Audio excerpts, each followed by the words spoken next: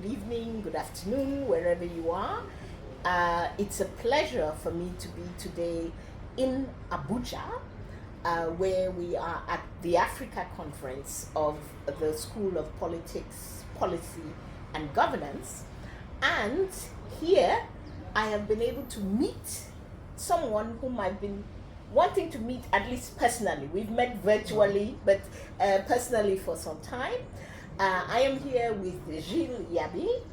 Gilles Yabi is the executive director and founder of what I think is one of our best think tanks on the continent today. It is the West Africa think tank, WATHI. I use a lot of their material. They produce really good material that is on YouTube, that is on their website, really good analysis on a wide array of subjects of what is happening on our continent, politically, economically, and in various sectors. So, Gilles Yabi, happy to meet you. Welcome. Thank you very much. Pleasure to meet you as well, physically. Right. And I took advantage, I just grabbed him and said, let us talk a little bit about this idea of the functional state. As you know, if you've been watching us, at the level of strategies, we developed this concept of a functional state as being one of the key elements that we have to address if we are going to radically transform the development of our continent. And the idea is simple. It is that development strategies, whether they are implemented by an African state itself, by itself, or whether they are implemented with a partner, technical partner, financial partner, even private sector, have to take into account in the analysis, in the development of the strategy, and in the implementation of the strategy, the reinforcement of the African state and its functionality. The concept has three key pillars. Presence.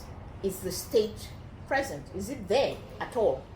In so many of our countries, the state is absent and has been absent for decades in many parts of the country. So presence, meaning simply, is the state physically there, and are citizens having access to the very basic services that a state is supposed to provide? Do they have identity, administrative services? Can they get a birth certificate? Can they get an identity card? Can they get water? Can they get electricity? Do they have security? If they are in trouble, can they call the police or an ambulance to assist them in their trouble? Let me stop at this first pillar. Gilles Yabi, we've talked to you a little bit about this concept, but what is your experience with this pillar of presence? Is it truly important? Is it truly something that we have to pay a lot more attention to if we are going to change radically, as I say, the development of our continent? Thank you very much. It's a pleasure to discuss about this concept of functional states, and I might not be the best person to talk about concept because I'm a very pragmatic approach, and I think that we are in a situation in the continent and various countries of the continent. I think we do know what are the major reasons why we still have a lot of our population in our countries who do not have access to the basic things that every human being would like to have in terms of security or in terms of health, education, and of course economic opportunities. And I think that having a knowledge of individual countries of the continent leads you to a very clear analysis of the variation in the trajectories of the countries, but also the core problem that we have. And definitely, my opinion is that the issue of the states, in all its dimensions, is at the heart of the major problem that we have in the continent. And when I talk about the state, I'm talking not about a particular dimension, but the issue of the fact that states are supposed to be at the service of the populations. And so it is for me obviously a political issue, and it's not a technical issue. The technicalities can come afterwards when you have a mission and when you have a state and you have a political leadership that want to advance the interests of its population. Then you can, of course, look for options, for solution, and then you have the technical part of the work, especially to increase the efficiency of the states. When you talk about functional states, we are talking about the efficiency of the states, how to allocate resource, how to mobilize resource, and how to allocate resource, so that you have what in economics we call an optimal allocation of resources to various sectors of society. So this has a technical aspect, but I think the first thing is the political aspect, is to make sure that we have state that have a result of a political construction that recognize that the very reason of the existence of the state is to make sure that population are seeing an improvement, progressive improvement in the well-being of the populations. And so it is an issue that, I'm very familiar with, in the sense that I actually wrote a number of papers on the fact that we have to work on building democracies, but we have to work on building state. And I tend always to make the difference, the distinction between the two. Exactly. These are, is, equally important, in my opinion, for the future of our continent. Building democracies, not talking about election, but the core idea that we recognize and we want political actors that have some link with the population. The idea of democracy is just to have, those who govern who are at the service of those who are governed. So it's not about election, it's about, again, this link that should exist. When you don't have this link, it means that you can have a political leaders who have no interest in, servicing the population. So coming back to the core idea of democracy and try to push this agenda that we need this link between the people and those who make decisions.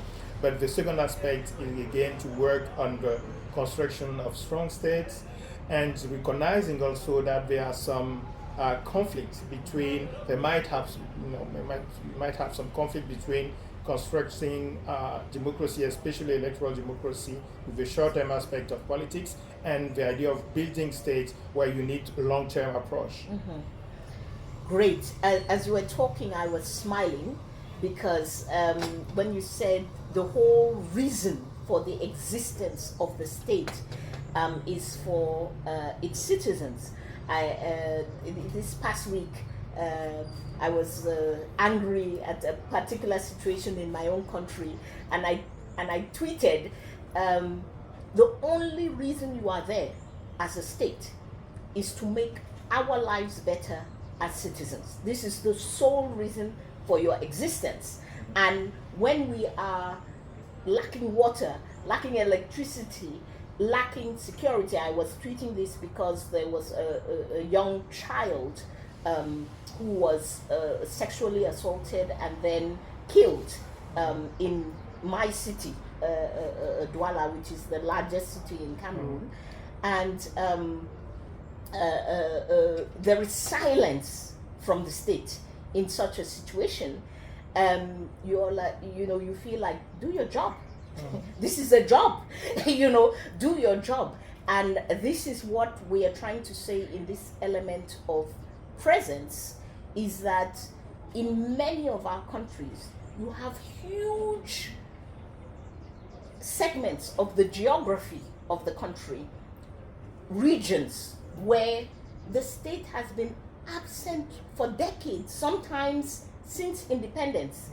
I was working with some groups in the Sahel, where you come from and and that you are familiar with, And one woman said it to me so beautifully. She said, we don't know what the state is. If I give birth to a child, I have to struggle to have a birth certificate for that child. If I'm giving birth, if I have a hospital, I'm lucky. If I'm in the hospital, if it is functional, it is pure luck. And sometimes I have to bribe to be able to give birth to that citizen. And she said the only time we see the state, it is when it's in a form of violence against us.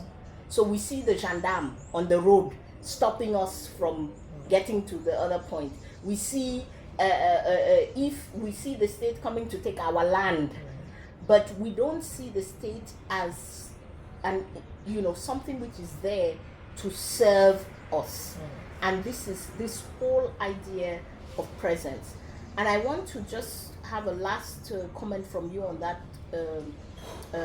in that aspect, because you have a lot of expertise on the Sahel.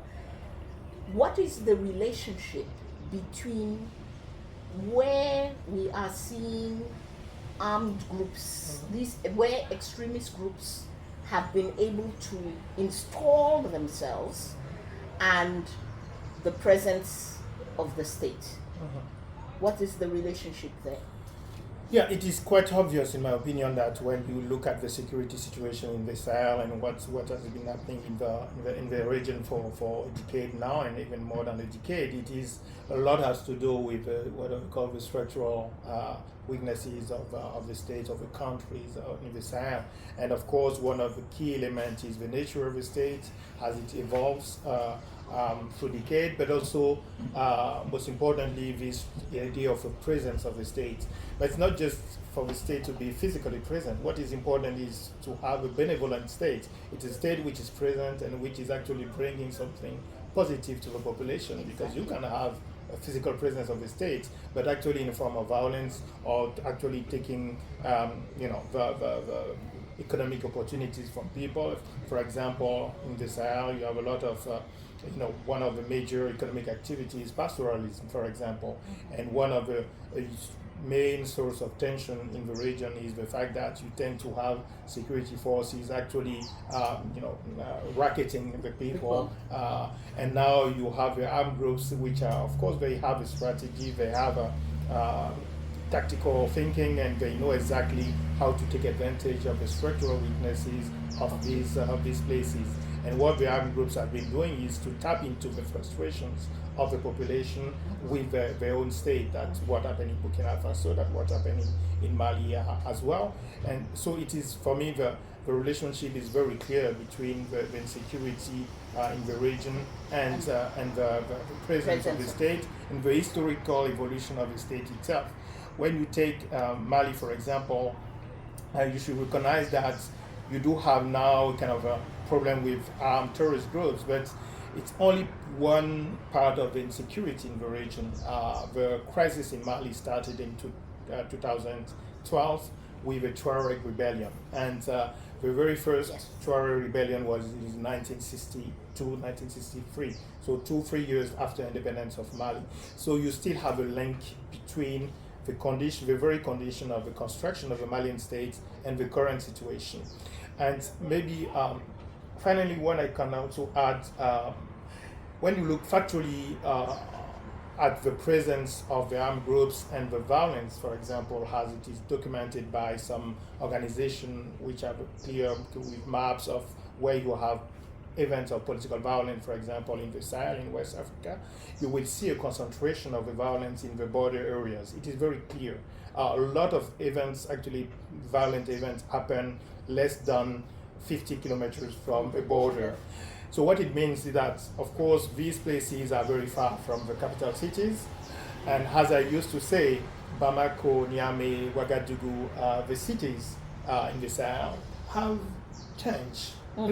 Not even a little bit, they have changed. They all changed in 20, 30 years. But when you look at the villages in Mali, in Niger, in Burkina Faso, you won't see any significant change after 2 or 3 decades. Yes. That gives you an indication of the fact that for a long time you have political leaders who just don't really care about improving the situation of the people in the countryside. And of course, again, the border areas particularly are very vulnerable to insecurity. Also for over tactical reasons for the armed group, because they can move around the borders and it is more difficult to reach them when they are operating in these areas. So you have very, very clear indication of this link between state presence and insecurity. Yeah. I actually, when I was talking about the places where the state has been absent since independence, I was thinking about countries like Mali, but also, I come from Cameroon. We are right now in Nigeria, not far from where Boko Haram has installed itself. And when you look at, there are 4 countries that are affected by Boko Haram: Cameroon, Nigeria, Chad, and Niger. And the characteristics of this space is exactly the same in the 4 countries. This is exactly where the state has been almost absent since independence, and this is exactly, as you say, where when you go in Cameroon, when you go to northern Cameroon, if you are from Douala or Yaoundé, you are asking yourself, is this the same country? Are these citizens of the same country? Because as you say, access to water, electricity is still difficult in our capital cities, but it is nothing like what somebody in the north of Cameroon is going through.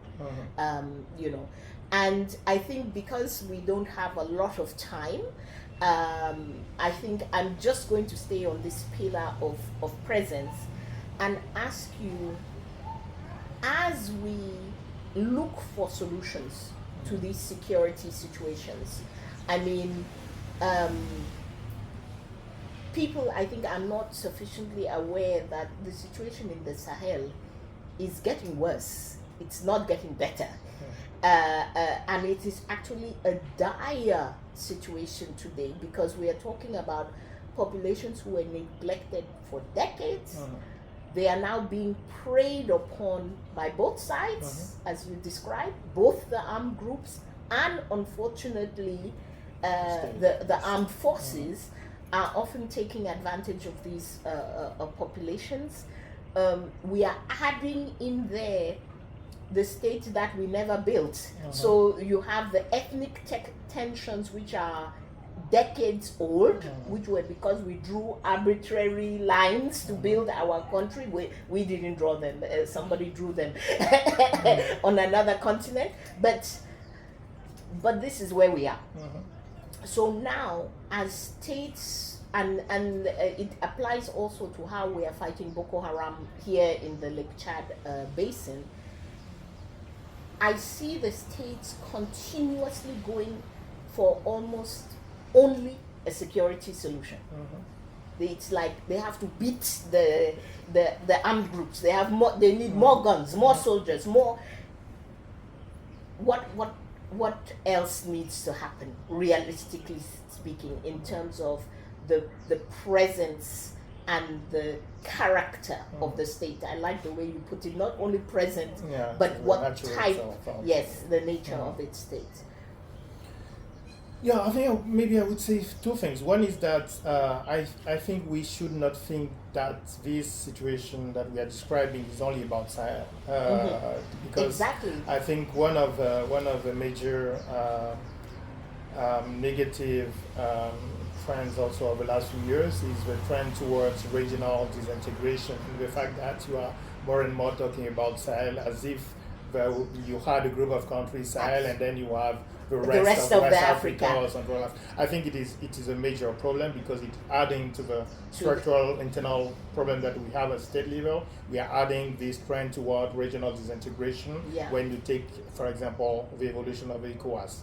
I'm a strong believer in regional integration, because I think that when you are poor, when you have weak capacities, you need to have the most optimal allocation of resources, and the regional organization allow you to have this kind of coordination to actually have a better, more effective allocation of resources. So the trend towards this regional disintegration for me is an additional factor of concern. The second And I point, want to say there that that's why I bring in the Lake Chad Basin. Yeah. When I read your stuff on the Sahel, I'm like, this is Cameroon. It's kind of, yeah, This no, is of course. Nigeria. You know, so effectively, I totally agree with you on that point. And even outside of these strong conflict areas, other parts of the continent are on the same path. Absolutely. They just have not reached Exactly. that level yet. Exactly. But the road is the same. Yeah. Exactly, that is for me is very important. Again, Yeah. to look at that this is not specific. I think the additional fragility of the Sahel is actually the size of the territory. We should recognize that for a country like Mali and Niger, Burkina Faso is smaller, but Mali and Niger, it is not easy to actually have a right political institution that will keep all the ethnic groups together when you have such vast territory, and that physically, even for the president of the state, is not something which is easy. But we should have done better, definitely. Yes. And then when it actually you have vast territories, you need to have a form of state, and the kind of the idea of a trust and the fact that you will need the population themselves to take part in the security is much important when you have vast territories, because you can't actually technically control the state only with the means of the state. So you need the population, and that's exactly one of the major weaknesses of these countries. The second thing that I might say regarding your question is, I think that it's quite obvious that the security response, I would say the military response, because there is also a distinction to make between the security response and the military. I think what we are observing now is a really focus on military solutions with a lot of new weapons, drones. Have never been so popular in the Sahel, and I was even writing recently that at least in other part of the world people are making war, but at least part of the economy of the war is benefiting them because they are creating jobs with producing drone, like Turkey, for example. Yeah. But in our region, we are spending a lot of money with no transparency, and now with power in the hand of the military, no one knows, what are the rationale for the weapons that are being bought, and we are not producing them. So even in terms of the economy, it is a major problem to have an uncontrolled spending on military means by the current regimes. It doesn't mean that we don't need military response. I'm very clear. I've been always very clear that we do need strong armies. We do need strong security forces. But it is very clear that to focus on a military solution cannot be the right response to the current situation. And actually, one of the latest event that we organized at WATHI was about the regional security in the Sahel and in West Africa generally. And if there was a key message at the end from all the panelists that we invited and who are experts of the region, was to say that we need to rethink the response, and especially to understand the need for political solution, and not excluding, for example, dialogue with armed groups. We should be very, very clear about that, because we are observing again a deterioration of the situation, and I can't see a way out if we continue, with the response which we are seeing in Burkina Faso, Mali, and Niger. Yeah. But more generally, and maybe to conclude, the very rationale of what we are doing at WATHI is actually to make people understand that we need to think about all these issues, not piece by piece, but together. We need to work on our political institution, we need to work on security, we need to work on education system, we need to work on the importance of knowledge more generally, and we need to bring citizens in the discussion, because if we want the state to be at the service of the people, you need actually people to put pressure, because the political construction of the states in other part of the world has not always been based on the willingness of serving the population. No, let's be clear about the history of Europe, the history of the US, etc. So it is actually the evolution of the states is the result of the pressure that is put by the population itself, and this population needs to be informed and to be to take part into the conversation. Absolutely. And in the same way we have worked on the response or for an area, the Lake Chad Basin, where we are responding today not only to Boko Haram but to JAS and to Islamic State West Africa, is that we need this idea of the presence of the state. The Ministry of Education, the Ministry of Health, the Ministry of Public Works need to be at the table with the military when we are defining the response. When we are talking about presence, for us, it is, for lack of a better term, but one that everybody understands, these areas need a sort of Marshall Plan. So as you are coming in with the military to reduce the violence, you can't wait to bring in the services of water and electricity and education. It has to be a joint, like people have to see less violence today and more services tomorrow, not next week, not the week after, not 6 months after, because what got us to the violence was the absence of these fundamental services. And also agreeing with you very much about this question of dialogue. I'm going to grab you somewhere in some other conference, somewhere in the world, for us to talk about the other two pillars, because this question about the character of the state, the construction of the state, is what we put in our pillar 2 of functional state, about safety and sustainability. Today in Africa, we are so desperate for change. We are so desperate for development that we tend to want messiahs. We are hoping that today, if we elect Mr. Yabi, he's going to solve all of the problems that Africa has. And we know you've just brought up the evolution of other states in the world that we feel are more functional than ours today.